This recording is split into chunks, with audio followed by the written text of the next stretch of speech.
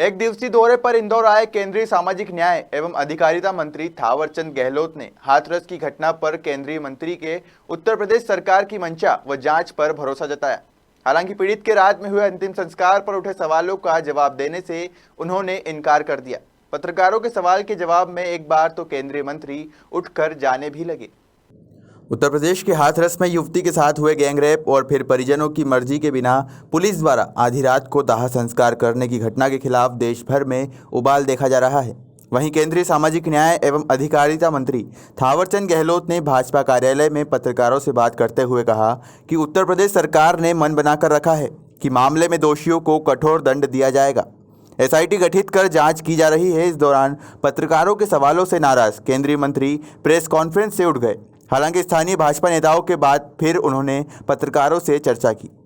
न्याय भी मिलता है। न्याय के साथ साथ पीड़िता के परिवार को आर्थिक मदद देने के लिए ये व्यवस्था है कानून में। आप खुद कह रहे हैं कि उस समय हम कानून की बात करते थे, आज भी कर रहे हैं, आज भी कानून की ही बात कर रहा हूँ। उत्तर प्रदेश की सरकार ने इस घटना को गंभीरता से लिया है। एसआईटी गठित हुई है, एसआईटी जांच कर रही है और सरकार ने मन बना के रखा है कि अपराधियों को कठोर दंड दिया जाएगा।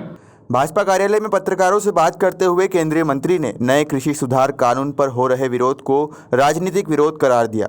उन्होंने कहा कि कांग्रेस के पिछले चुनाव घोषणा पत्र में कृषि सुधार के लिए इसी तरह के कानून का प्रस्ताव था। वे सत्ता में होते तो वे भी किसानों के हित के लिए ऐसा ही कानून बनाते। कुछ राजनीतिक दल पंजाब के किसान आंदोलन की तर्ज पर पूरे देश में विरोध भड़काने की कोशिश कर रहे हैं, लेकिन उन्हें किसी भी राज्य से समर्थन नहीं मिल रहा है। संबंधित 3 विधेयक पारित किए और वो तीनों विधेयक किसानों के सर्वाधिक हित में है, ऐतिहासिक है। किसानों ने सारे देश में इन विधेयकों का स्वागत किया है, सकारात्मक रूप दर्शाया है, परंतु कुछ राजनीतिक दल इसका विरोध कर रहे हैं। विरोध का उनके पास कोई आधार नहीं है, विरोध करने के लिए विरोध कर रहे हैं। पंजाब में किसान आंदोलन चल रहा है, उसको देख करके सारे देश में आंदोलन भड़काने की कोशिश है, परंतु अभी तक ऐसे राजनीतिक दलों को उसमें कोई सफलता नहीं मिल रही। जो कांग्रेस इसका विरोध कर रही है उसके बारे में तो मैं कहना चाहता हूं कि कांग्रेस के पिछले चुनाव घोषणा पत्र में जो लोकसभा चुनाव के लिए घोषणा पत्र जारी हुआ था, उस घोषणा पत्र में इसी प्रकार का एक प्रस्ताव था कि हम किसानों के हित में, कृषि के हित में निर्णय करेंगे और कानून बनाएंगे। हमारे घोषणा पत्र में भी इसी आशय का प्रावधान था।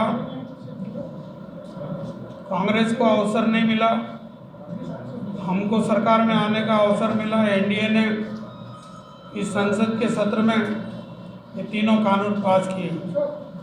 एक कानून है वस्तु व्यापार अधिनियम और दूसरे जो 2 कानून हैं उनके नाम हैं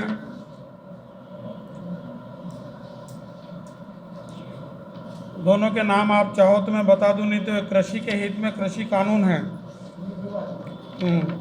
वो कानून पास किए हैं।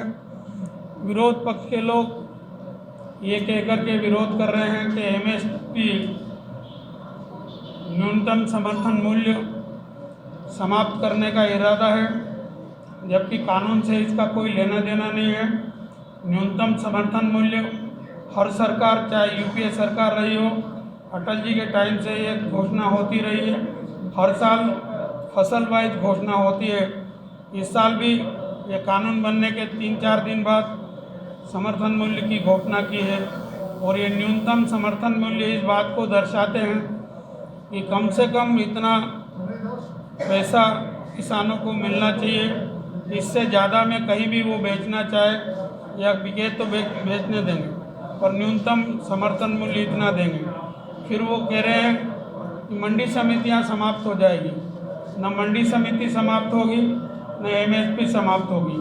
मंडी समिति थी, है और आगे भी रहेगी। एमएसपी था, है और आगे भी रहेगा।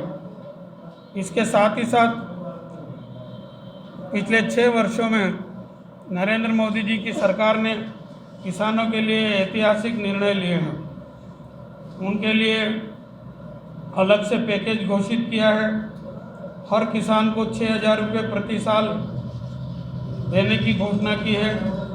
92,000 करोड़ से ज़्यादा की धनराशि ऐसे किसानों को दी जा चुके हैं। ऐसे में ये विरोध करना राजनीतिक कारण हो सकता है और कोई कारण तो नहीं है। आप देख रहे हो कि पंजाब के अलावा दूसरे राज्यों में कहीं भी इस प्रकार के आंदोलन को बल नहीं मिल रहा है। कोशिश जरूर है, परंतु ऐसे आंदोलन को कहीं भी बल नहीं मिल रहा है। इस अवसर पर आज का विषय यही है मुख्य रूप से।